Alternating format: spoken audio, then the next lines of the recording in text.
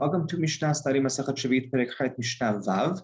Over here in this Mishnah, we're going to speak about how you need to do certain actions, certain processing of fruits b'shinui, with a little bit of a change, right? I'll actually bring this. Rambam brings it at the end of this Perush Mishnah. The pasuk says,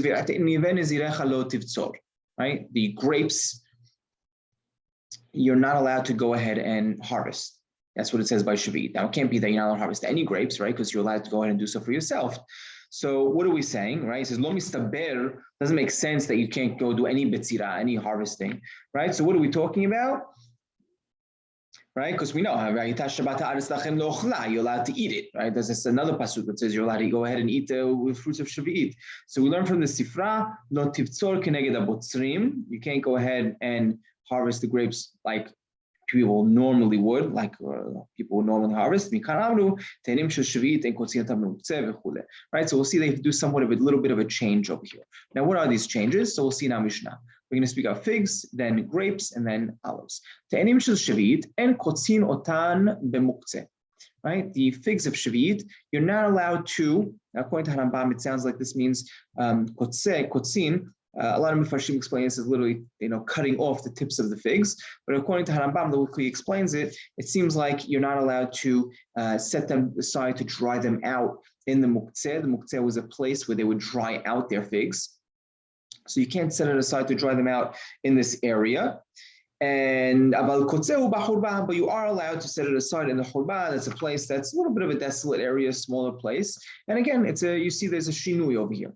You're not allowed to go ahead and step on grapes in the gat. The gat was the press, right? You can see over here, I actually pulled it up over here.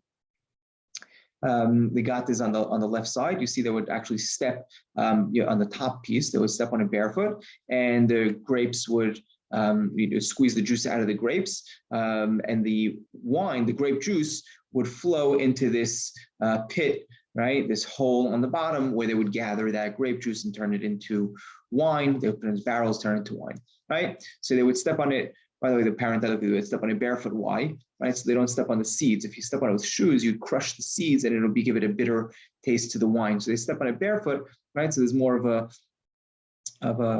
cushion, and you don't break the seeds in themselves, and it keeps the wine a much more flavorful taste.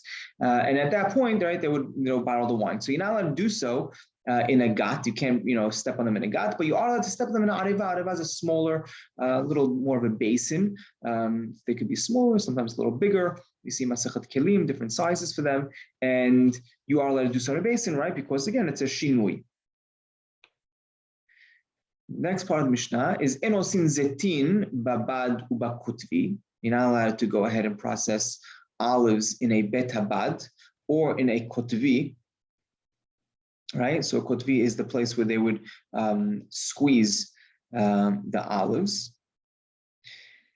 I actually put pictures of this as well. So you see over here, the bet habad, a lot of times they would go ahead and the olive press, there was two stages to it.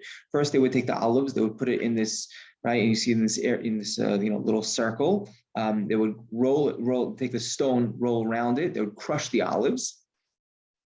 And then after they would crush the olives, you'll see they go ahead, they'll put them into these baskets, and they'll put a rock, on top with another, wooden beam that would push down on it and really squeeze out everything that they get out of the olives. So first cracking of the olives, they'll get some oil and they squeeze it to get everything out of it, right? So you're not allowed to go ahead and process these olives, crush these olives in the bet habad as they normally would, or in the kotvi, right, which is a smaller, again, a smaller processing area. But you are allowed to use avakoteshu umachnis la bodeda. You are allowed to go ahead and use a bodeda. It's a bet habad, right? Lesson bodeda is a smaller one, right? It's a smaller bet habad that you are allowed to use.